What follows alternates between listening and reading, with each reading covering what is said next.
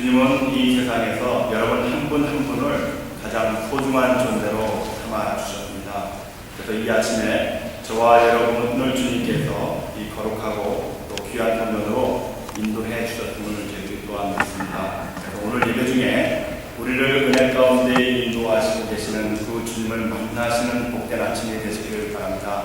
그리고 평생 나를 만나주신 그 주님의 사랑과 은총에 감사하면서 살아가시는 복된 여러분들이 되시기를 주의로 다시 한번 축복합니다. 저와 여러분들은 참으로 소중한 존재입니다. 이 세상에서 나와 똑같은 사람은 단 한 사람도 없을 것입니다. 그만큼 주님께서는 이 세상에 살고 있는 수십억의 인구 가운데에서 오직 한 사람, 저 한 사람을 독특하게 창조하시고 또 하나님께서는 저를 통해서 이루실 하나님의 분명한 사역이 있음을 믿는 것이죠. 여러분 각자에게도 하나님께서 이처럼 여러분들을 소중하게 여기시면서 여러분들을 그렇게 창조하셨습니다. 그리고 하나님께서 지으신 이 창조물인 저와 여러분들을 사랑해 주시기를 원하시는데 하나님의 이 사랑을 우리가 고백할 때에는 변함이 없으십니다. 그래서 영원한 사랑이라고 우리가 말씀을 하고 있는 것이죠. 그렇다고 한다면 정말 우리 이 인생들이 우리가 세상을 살면서 하나님이 나를 사랑하고 계시다 라고 하는 사실을 어떻게 증명해 보이실 수가 있겠습니까? 여러분들은 지금 이 시간에 누군가가 그래 하나님의 사랑이시면은 그러면 너에게 주어진 하나님의 사랑에 대해서 나에게 설명해달라고 하는 요청이 있을 때 여러분들은 그 요청에 대해서 어떻게 답변하시겠습니까? 오늘 그래서 저와 여러분들은 오늘 본문의 말씀을 통해서 하나님께서 저와 여러분들을 어떻게 사랑하게 주고 계시는지에 대한 그 모습을 발견할 수 있기를 바랍니다. 그래서 오늘 예배를 통해서 나를 영원토록 사랑하시는 그 하나님과 함께 영원히 동행하는 삶을 통해서 저와 여러분들이 결국에는 이루어야 할 삶의 목적이 무엇인가를 다시 한번 오늘 본문의 말씀을 나누면서 깨닫기를 원합니다. 성경을 보면 사람들이 등장합니다. 성경의 이야기는 사람들의 이야기입니다. 그런데 성경에 등장하는 그 사람들은 스스로 존재하지를 못합니다. 왜냐하면 하나님께서 사람을 등장시키시고 그 사람에게 하나님의 뜻을 전달하기 때문입니다. 성경의 이야기, 즉 사람이 살아가는 그 스토리 속에서 하나님께서는 사람들을 통해서 하나님의 뜻을 이루어가기를 원하신다는 것이죠. 하나님의 뜻이 우리의 삶 속에 이루어지는 바로 이 삶을 우리는 현실이다 그렇게 이해하게 됩니다. 그러므로 저와 여러분들이 지금 이 자리에 있는 것이 현실이라고 말한다면 성경의 끊임없는 역사의 이야기 그리고 변함없으시는 그 영원하신 하나님의 사랑의 이야기가 오늘 저와 여러분들과 함께 만남으로 인해서 이 자리에 저는 여기에 서 있고 여러분들 그쪽에 앉아있는 우리의 삶의 모든 것이 바로 오늘의 현실이라고 우리는 말할 수 있을 것입니다. 그러므로 저와 여러분들이 저는 여기에 서 있고 여러분들은 그쪽에 앉아서 계시는 이 삶의 현실은 우리의 의지에 의해서가 여기에 모여서 앉아있는 것이 아니라 오래전부터 예견하신 하나님의 뜻 안에서 우리의 삶이 이루어져가는 오늘의 현실의 삶의 모습이라고 하는 것을 우리는 다시 한번 깨달을 수 있어야 한다는 것이죠. 자, 오늘 저와 여러분들이 이 성전 안에 앉아있는 이것이 하나님의 뜻에 의한 우리 현실이라고 하는 이 현실이 그래서 더욱 소중하고 가치 있고 아름다운 것이 아니겠습니까? 왜냐하면 오늘 이 자리에 있는 저와 여러분들이야말로 하나님 아버지의 참뜻을 받아들여서 우리의 삶을 이 현실 속으로 인도하신 그 하나님을 느낄 수도 있고 체험할 수 있고 경험할 수 있고 또 그 하나님의 사랑과 은혜를 느낄 수 있는 장소이기 때문에 더 그렇다는 것이죠. 그래서 우리의 현실은 언제나 하나님 아버지의 뜻에 따라서 존재하게 된다는 것을 우리는 생각하기 하나님의 뜻이 우리의 삶 속에 현실로 나타나는 것을 갈망하고 원한다 할지라도 수많은 사람들, 성경의 이야기 속에서도 볼 수 있듯이 모든 사람들이 하나님의 뜻을 받들어서 자기의 삶 속에 드러나는 삶을 살아가는 사람들이 그리 많지 않다는 것도 또한 우리는 깨닫게 됩니다. 그래서 대부분의 사람들이 하나님 아버지의 뜻이 펼쳐지는 현실 속에서도 자신들의 욕망에 따라 살아가고 있는 사람들의 모습도 우리는 볼 수 있는 것이죠. 그래서 성경을 읽는다는 것이, 묵상한다는 것이 왜 소중한가? 바로 이것은 과연 나의 현실이 하나님 아버지의 뜻에 의해서 지금 존재하는 것인가? 아니면 그 하나님 아버지의 뜻을 거부한 채 내 욕망과 이기심으로 오늘 현실 속에서 내가 살아가고 있는 나의 모습을 보느냐라고 하는 거울이 바로 하나님의 말씀이기 때문이라는 것이죠. 이러한 현실 속에서 우리는 하나님께서 정해놓으신 원칙이 있음을 발견할 수 있게 됩니다. 그러므로 우리가 성경 말씀을 읽고 묵상하면 묵상할수록 우리가 얻는 또 하나의 유익은 바로 이 하나님 아버지의 말씀 안에서 하나님의 뜻이 담겨져 있는 것은 물론이지만은 그 뜻 안에는 어떠한 원칙이 있다고 하는 것을 우리가 발견할 수 있게 된다는 것이죠. 오늘 본문의 말씀 안에서도 하나님께서는 그리스도 예수에게 현실을 허락하셨습니다. 예수 그리스도는 하나님께서 허락하시는 현실 속에서 하나님 아버지께서 자신에게 원하시는 원칙이 무엇인지를 생각하시면서 제자들과 대화를 나누고 있는 것입니다. 그렇다면 오늘 본문 속에서 하나님께서 예수 그리스도를 통해서 우리에게 보여주시기를 원하시는 그 원칙이 무엇일까요? 바로 그 원칙이 바로 섬김이라는 것입니다. 예수님께서는 제자들의 선생이면서도 스스로 종이 되셔서 상전을 섬기듯이 제자들의 발을 손수 씻어주셨습니다.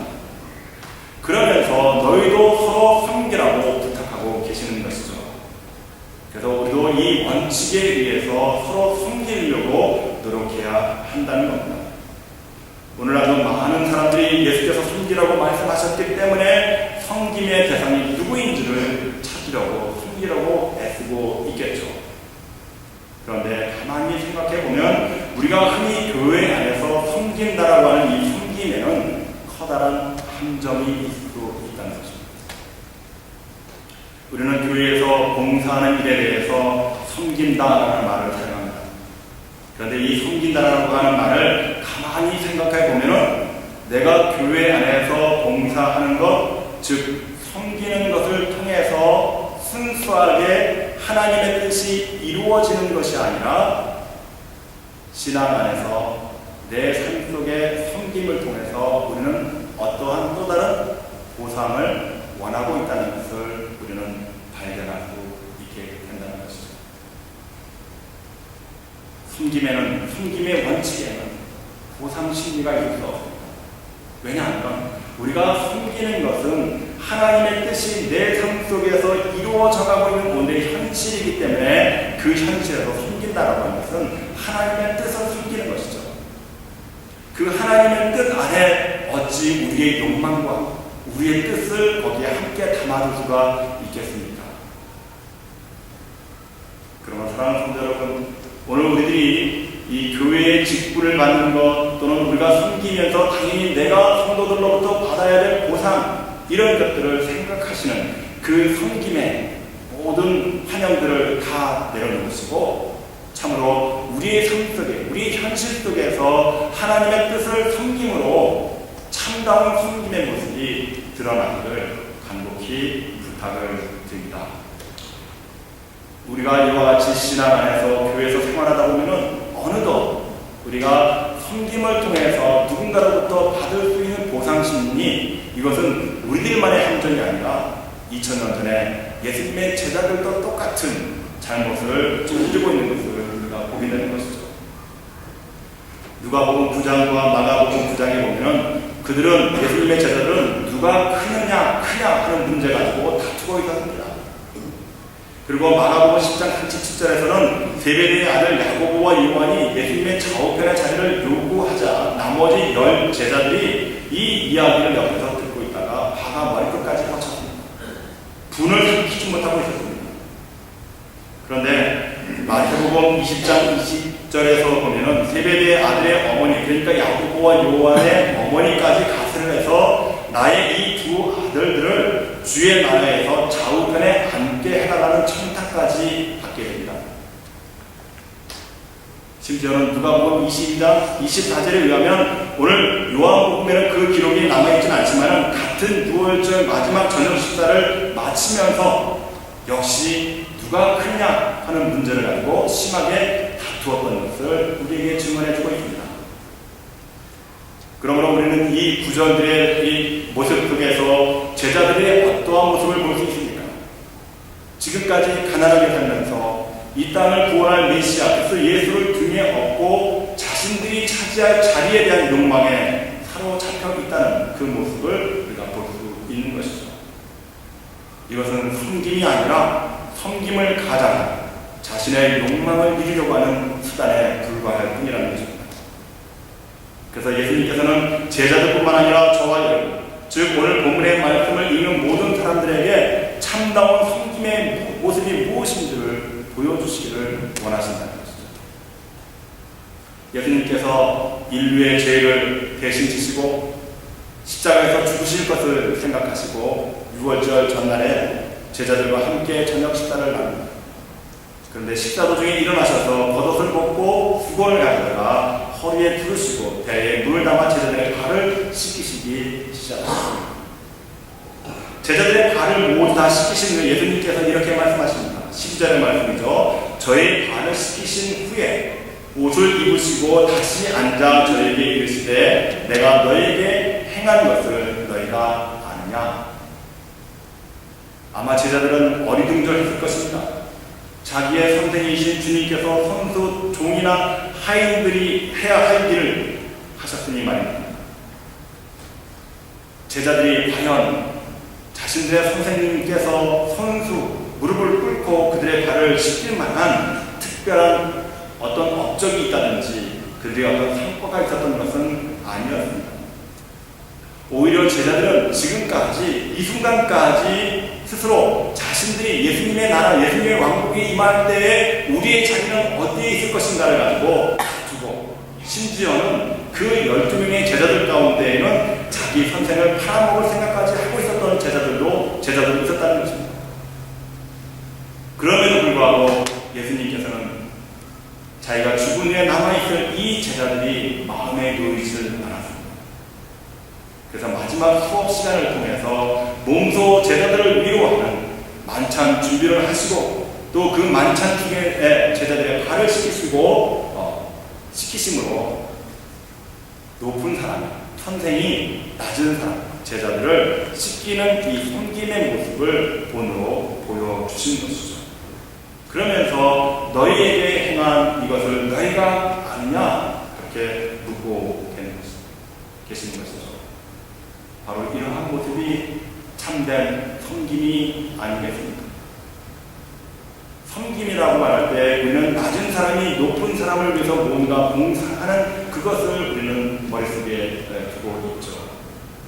그러나 예수님께서 우리에게 말씀하고 계시는 섬김이라고 하는 사실은 높은 사람이 낮은 사람을 위해서 뭔가 하는 이 일을 우리에게 보여주고 계시는 것이죠. 그 자리에는 자기를 배반할 만한 그 제자가 한 사람이 있음에도 불구하고 그 제자의 발을 씻어주시는 예수님의 마음은 어떠셨을까요?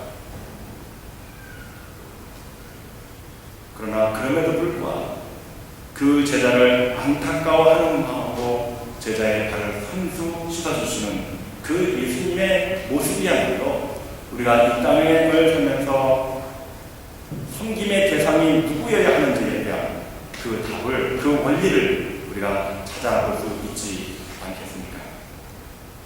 예수님께서 마치 이와 같이 제자들의 발을 손수 씻기신 후에 14절과 14절 말씀에서 이렇게 당부하고 있습니다. 너희가 나를 선생이라 또는 주라 하니 너희 말이 옳도다. 내가 그러하다. 내가 주와 또는 선생이 되어 너희 발을 씻겼으니 너희도 서로 발을 씻기는 것이 옳으니라. 이 말은 아마도 예수님께서 제자들에게 마지막 죽음의 길로 떠나시면서 남기는 유언과 같은 그런 부탁이셨을 것입니다. 예수님께서는 제자들이 지금 이 자리에 있기까지 수없이 많은 자리에서 자신들과 자신들의 높은 지위의 자리를 바라보면서 다투고 있는 것을 보고 계셨던 것이죠. 이제 당신은 죽으시기 위해서 십자가를 지시기 위한 현실이 눈앞에 있음에도 불구하고 그 현실을 직시하지 못하고 있는 제자들을 바라보면서 예수님의 마음이 얼마나 아프셨겠느냐 하는 것이죠. 더 높은 자리, 더 편한 위치를 차지하기 위해서 오직 그것이 목적이 되어 섬김을 가장한 봉사가 섬김이 나타난다고 한다면 그것은 섬길 수 있는 참된 모습이 아니라는 것을 우리에게 보여주고 있는 것이죠. 그래서 예수님께서 이렇게 우리에게 부탁하십니다. 15절의 말씀입니다. 내가 너희에게 행한 것 같이 너희도 행하게 하려 본을 보였다. 예수님께서 마치 종이 되어서 제자들의 발을 씻기는 이 모습이 너희에게 내가 이것을 행함으로 너희에게 본을 보이기를 원하는 것입니다. 어떤 본? 섬김이라고 하는 것은 높은 사람이 낮은 사람, 그 안에 정말 눈에 가시 같은 원수가 있음에도 불구하고 그것을 마음 가운데 참담함으로 느끼는 것이 아니라 그 영혼의 불쌍함을 바라보면서 예수님께서는 항상 그의 발까지로 씻어주시는 그 모습을 우리는 볼 수 있어야 한다는 것이죠. 제자들이 누가 서로 높은지를 두고 다투는 것을 분명히 보셨습니다. 십자가에서 죽으실 날을 앞에 두시고 제자들의 발을 씻긴 것은 바로 이와 같은 제자들의 잘못된 생각과 삶의 자세를 바로 잡아주시기 위함이 아니었겠습니까? 예수님은 자신의 생명을 우리에게 내어주심으로 십자가 위에서 자신을 십자가를 섬기는 그 섬김을 통해서 우리를 구원하셨던 것입니다. 그리고 16절에서 제자들에게 이렇게 다시 한번 부탁을 합니다. 내가 진실로 너에게 이르노니 종이 성전보다 크지 못하고 보냄을 받은 자가 크지 못하니 라고 말씀하고 계십니다. 이게 무슨 말씀입니까? 자, 높고 낮음의 문제. 주인이 종을 심부름시켰습니다. 그러면 주인과 종과의 관계 속에서 누가 높은 사람입니까? 예, 당연히 주인이 높은 사람이겠죠. 근데 주인의 명을 받고 심부름을 먼 곳까지 간 사람이 이 심부름을 행하고 있는 동안에 자기가 주인으로부터 보내심을 받은 것을 잊고 지낸다는 것입니다. 그리고 마치 자기가 주인인 것처럼 행세할 때 과연 이 일이 합당한 일이 될 수 있겠느냐 하는 것이죠. 예수님께서 제자들을 섬기는 것을 자발적으로 행하셨던 것처럼 제자들도 그 본을 쫓으려는 자발적인 헌신적인 모습을 갖추어야 한다는 것을 우리에게 보여주고 있는 것이죠. 그래서 섬기는 삶의 이와 같은 원칙을 잘 지킬 때 그러면 우리의 삶 속에서 어떤 모습으로 나타나는가? 17절 말씀에 이렇게 증거하고 있죠. 너희가 이것을 알고 행하면 복이 있습니다. 자, 이제 예수님의 마지막 수업이 거의 끝나갈 때가 되었습니다. 특별히 예수님께서 서로 어떻게 섬겨야 할지 직접 제자들의 발을 씻겨주시는 주인임에도 불구하고 종을 섬기는 특별한 시스템 교육까지 다 마쳤습니다. 그래서 제자들도 깊은 감명을 받았죠. 아, 저렇게 하는 것이구나. 그런데 예수님께서 다시 한번 강조하고 있는 것이 바로 17절의 말씀이죠. 자, 이와 같이 너희들이 마음의 감동을 받았느냐, 은혜를 체험했느냐, 이것을 알면 저와 여러분들의 신앙생활의 약점이 무엇입니까? 우리는 모든 것을 다 알고 있지 않습니까? 너무나 잘 압니다. 머릿속에는 아는 것으로 가득 차 있는데 그런데 우리의 몸은 과연 어떻습니까? 하나님의 원리, 하나님의 뜻에 의해서 인생이 결국은 세상을 섬겨야 하는 모습으로 나타나는 것이 원칙임에도 불구하고 이것을 분명히 알고 있음에도 불구하고 우리의 손과 발과 우리의 몸은 과연 행동으로 보여주고 있느냐는 것이죠. 하나님으로부터 여러분들이 복받기를 원하신다고 한다면 두 가지 조건을 충족할 수 있어야 해요. 먼저는 만약에 아니면 17절 말씀에서 분명히 나와 있죠. Now that you know these things, 이 모든 사실들은 너희가 아느냐? 만약에 안다면 if you do that, 너희가 이것을 행해야 한다는 것이죠. 그러면 you will be blessed, 너희가 복을 받으리라. 근데 우리는 거꾸로 하고 있죠. 하나님 앞에 복을 먼저 받으면, 하나님 나에게 복을 주시면 내가 doing something, 내가 어떤 일들을 내가 행하겠나요? 그러니 나를 도와달라고 우리는 그렇게 기도하고 있지 않습니까? 하나님의 원리와 원칙, 섬김의 원칙은 우리가 지금까지 생각하고 있던 모든 것들에 대해 거꾸로라고 하는 것을 우리는 다시 한번 확인할 수 있어야 합니다. 저와 여러분들이 이 모든 사실을 안다면, 그래서 이 알고 있는 사실들을 행하면 하나님의 복이 우리에게 임한다고 하는 사실인 것이죠. 그러므로 섬긴다라고 할 때 또 하나의 원칙은 아는 것이 중요한 것이 아니라 우리가 알고 있는 것을 실천하느냐, 행동으로 보여주느냐, 거기에 달려 있다는 것이죠. 바로 이것이 그리스도인의 삶의 목적일 수 있어야 됩니다. 우리는 그동안 신앙생활을 통해서 무수히 많이 읽은 말씀을 통해서 우리가 어떻게 살아야 할지를 분명히 깨닫고 있는 사람들 중에 한 사람 아닙니까? 제가 오늘 아침에도 교사들과 회의를 통해서 그런 얘기를 했어요. 너희가 무엇을 더 배우기를 원하는가? 얼만큼 더 배워야 너희들이 정말 너희들의 마음 가운데 진실로 우러나오는 그 섬김을 너희들이 맡은 학생들에게 가르칠 수 있겠는가? 배우는 것이 중요한 것이 아니라 배운 것을 학생들을 통해서 너희들의 몸소 행하여 보여주는 것이 기독교의 신앙의 원리다. 이 일을 중요하게 생각하면서 이제는 배우는 것도 중요하지만 아는 것도 중요하겠지만 이제는 좀 제발 몸으로 행동으로 나타내 보여야 할 때가 아니겠는가. 교사들에게 그렇게 말씀을 나누었습니다. 사랑하는 성도 여러분, 이 권면이 우리 교사들에게 뿐만 아니겠습니까? 특별히 오늘 아침에 이제 올해 신앙생활 속에서 집사로 임직을 받는 우리 양감수 성도님께 부탁을 드립니다. 교회의 직분의 목적은 섬김이라고 하는 사실을 생각하시면서 앞으로 하나님과 이웃을 더 잘 섬기시는 삶으로 나타나시기를 바랍니다.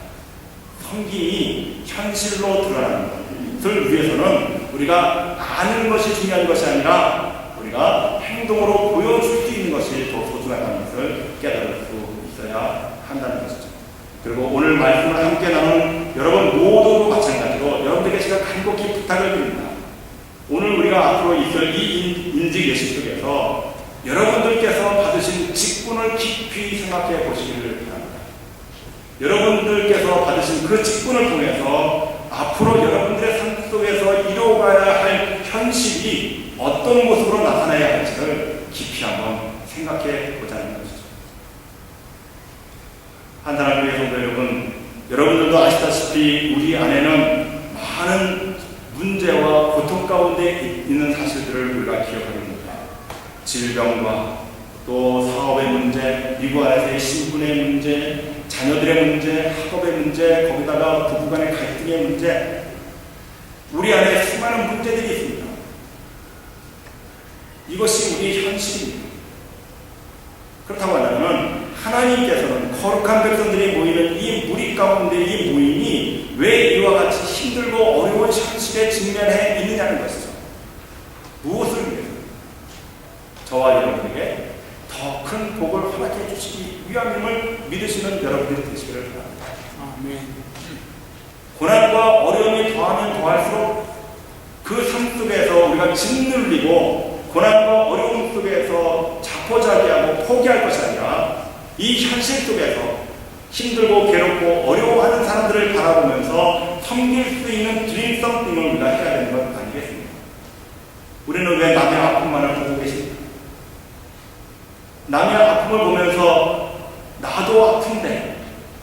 나는 내 고난을 더 많이 깊게 생각하고 계시냐는 것입니다. 우리 안에, 우리 교회 안에 이와 같이 많은 문제들, 어려운 문제들이 있다고 하는 것은 더욱더 서로 한 사람 한 사람 하나님께서 각자 독특하게 만들어 오신 소중한 사람들이 만남을 통해서 우리 현실의 문제가 서로 섬김을 통해서 하나둘씩 해결되어져 나아가는 그런 기쁨 가운데 이룰 수 있는 공동체라고 합니다. 바로 여기가, 이곳이 하나님의 나라가 아니겠습니까? 우리의 현실, 우리의 고난의 문제가 끝나지 않는다 할지라도 우리는 여기서 두려워할 것이 아니라 그리스도 예수께서 십자가를 앞에 두고 두려움에 떨면서 그 현실을 외면하는 것이 아니라 그 현실을 뚫고 아버지 앞에 간절한 마음으로 간구하지 않았습니다. 힘을 달라, 능력을 달라, 현실을 감당할 수 있는 아버지 하나님의 거룩하신 뜻을 내게 품을 수 있도록 나를 도와달라. 그런 기도를 드리셨던 것처럼 오늘 그리스도 예수의 모습을 바라보시는 여러분 모두가 힘들고 어려울수록 더 함께 삶 속에서 섬기는 모습으로 좀 보여줄 수 있는 여러분들의 아름다운 신앙의 모습들이 나타나시기를 간절히 부탁을 드립니다. 이러한 삶 속에서 우리 서로가 어려운 문제 하나씩 극복해 나감으로 인해서 결국은 하나님의 나라가, 하나님의 의가 부르심을 받은 저와 여러분들이 이 일을 이루시는 데에 하나가 됩니다. 교회를 아름답게 또 서로 간의 성도들의 모습 속에서 섬기는 모습을 통해서 힘찬 신앙의 모습들이 나타나시기를 주 이름으로 간절히 축원합니다. 기도하시겠습니다.